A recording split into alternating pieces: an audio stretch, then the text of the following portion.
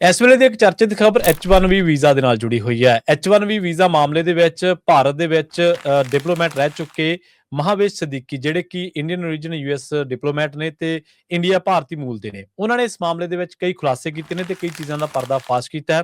ਉਹਨਾਂ ਨੇ ਕਿਹਾ ਹੈ ਕਿ ਇਸ ਮਾਮਲੇ ਦੇ ਵਿੱਚ ਭਾਰਤੀ ਜਿਹੜੇ H1B ਵੀਜ਼ਾ ਲੈਂਦੇ ਨੇ, ਉਹਨਾਂ ਦੇ ਵਿੱਚੋਂ ਕਈ ਅਜਿਹੇ ਲੋਕ ਨੇ ਜਿਹੜੇ ਜਾਲੀ ਬਰਥ ਸਰਟੀਫਿਕੇਟ, ਜਾਲੀ ਡਿਗਰੀਆਂ, ਜਾਲੀ ਬੈਂਕ ਸਟੇਟਮੈਂਟਾਂ ਤੇ ਜਾਲੀ ਵਿਆਹ ਕਰਕੇ ਇਸ ਵੀਜ਼ਾ ਪ੍ਰਕਿਰਿਆ ਦੇ ਤਹਿਤ ਫਾਇਦਾ ਉਠਾਉਂਦੇ ਨੇ।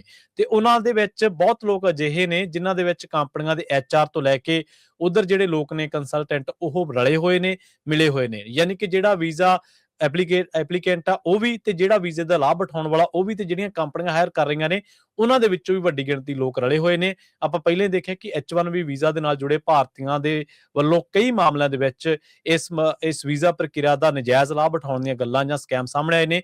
ਹੁਣ ਇੱਕ ਹੋਰ ਤਰ੍ਹਾਂ ਦੇ ਸਕੈਮ ਦਾ ਸਾਹਮਣਾ, ਜਿਹੜਾ ਆਪਾਂ ਕਹਿ ਲਈਏ ਪਰਦਾਫਾਸ਼, ਉਹ ਕੀਤਾ ਮਹਾਵੇਸ਼ ਸਦੀਕੀ ਨੇ, ਜਿਹੜੇ ਕਿ ਇੰਡੀਅਨ ਓਰੀਜਨ US ਡਿਪਲੋਮੈਟ ਨੇ ਤੇ ਚੇਨਈ ਦੇ ਵਿੱਚ ਕੰਮ ਕਰ ਚੁੱਕੇ ਨੇ।